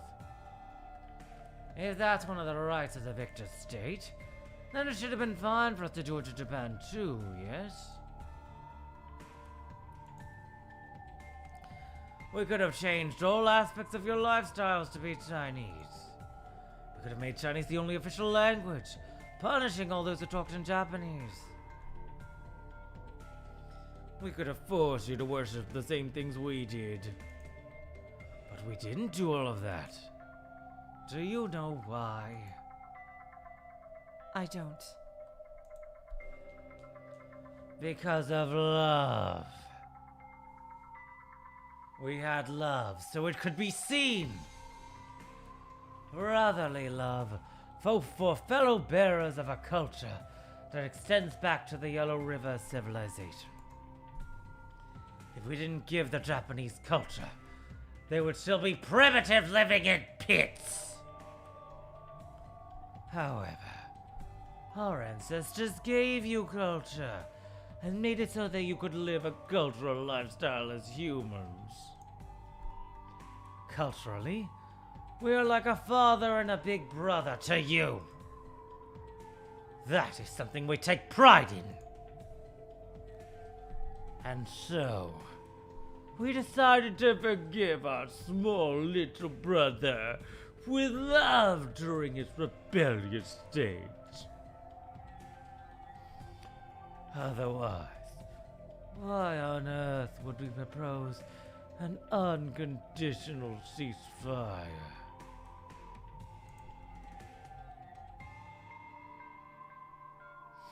Why didn't the Chinese military take advantage of the disaster and carry out plans for a landing on the Japanese mainland? Because of love! What could have caused this but love? You've received our love, free of charge, without ever thanking us. You ought to stop and think about how much of your current lives is supported by our love and mercy. Honored brother, if you threaten them so much, even the Japanese will be struck cowering in fear. Oh? Was I threatening them? Not like I ever meant to. Sorry for scaring you. Long stuck out his tongue and laughed. Wow, he is the best villain this freaking game has had so far. Holy shit. He is an amazing villain. Even though his face was playful, his eyes still weren't smiling. And I really love playing him.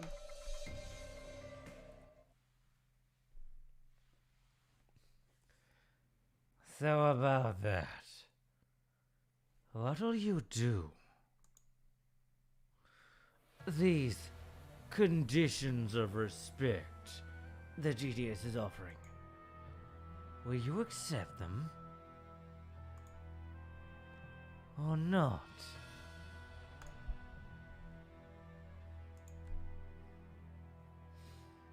I cannot give you an immediate answer. Dang, how the turns have tabled. I guess you do need time after all. In that case, shall we call it a day for now?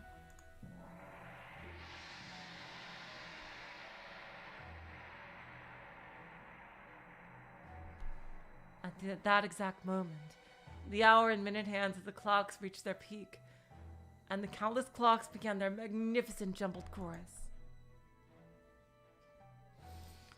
I believe there is nothing more valuable and precious than my own time. So, that will be my going away gift to you for tonight's meal.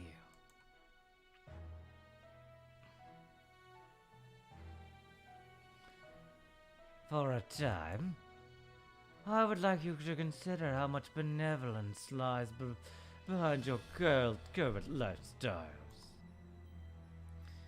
If you do, I'm sure that feelings of gratitude will naturally arise inside you. If those feelings turn to respect, then I think we can get along. Have you no shame?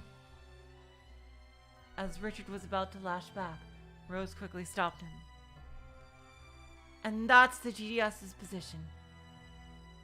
Is it? Yep. In that case, once we've assembled our position over the next few days, we'll give you our answer.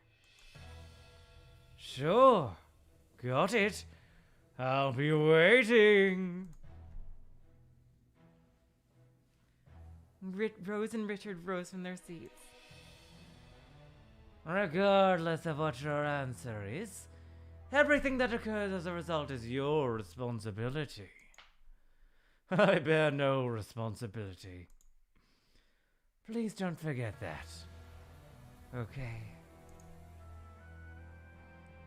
Of course. I always bear all the responsibility when I make my decisions. That's unlike people like you, who can't take responsibility for anything. Oh, so you can talk pretty tough. Pretty cool.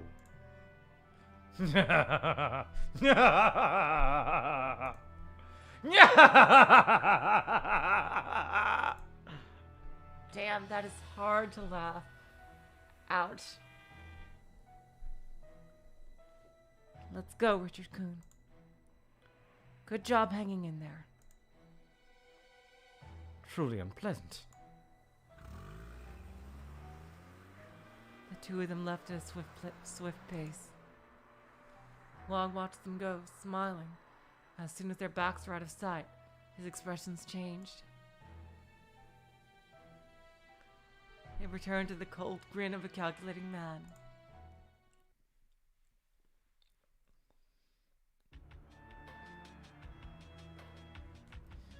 You were right, little May. At first I thought Madame Rose was just a figurehead. I assumed Richard was the de facto leader. That was incorrect, wasn't it? Yep. My enemy is Madame Rose. Richard has a shorter temper than I thought. He'll be easy to deal with. If we want to leave someone in power, it's him. Without the charisma supplied by Rose, the short-tempered Richard cannot hold Primavera together. Primavera will collapse and disappear without us having to fight. Honored brother. Just now you mentioned leaving him in power. Let's erase, Madam Rose. However, if we leave the short-tempered Richard in power, isn't it possible he'll launch into a battle for revenge without regards for appearances? There won't be a battle for revenge. We'll just have her disappear from a sudden, unfortunate disease or accident. Let's use Hotel Ruby. Oh no! Oh no! Oh god! Oh no! You don't regret losing her. If she stays undercover, there should be more uses for her. The Japanese are a people that tends to grow arrogant. Once they mistakenly think they're on the same level as you, it doesn't take long for them to get a puffed head. Primavera's value ended when they defeated Caleb for us. It's time we close the curtain on City 23's Mafia games. Don't you think? Though personally, I doubt Primavera will prove to be such an easy foe. No, that's surely my inexperience talking. I look forward to seeing your work, honored brother. Very well. I'll show you the new era of warfare.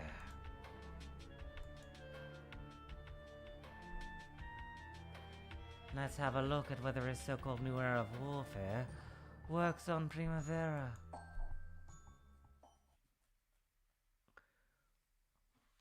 Wow, this ended at the absolute perfect time.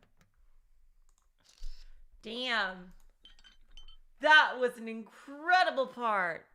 I loved every single second of this. Seriously, this arc is fucking awesome. And wow, Wong is an amazing villain. Way better than Caleb and definitely better than the friggin' first guy. I forgot his name. Alfred. Jeez. Wow. Holy shit. My god, this is...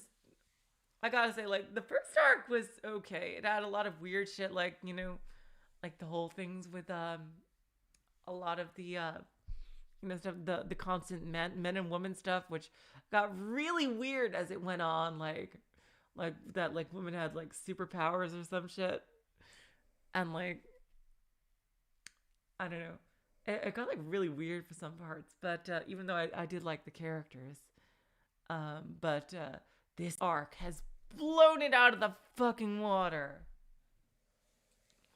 Seriously. I am really, really, really, really, really enjoying Rose Gun Days now. Seriously. Okay, you guys. So on Tuesday, we'll continue with Remember 11. And on Thursday, we'll be back with more Rose Gun Days. So until then, I will say, so long, farewell, auf Wiedersehen, good night. You are the sweetest of hearts. See ya.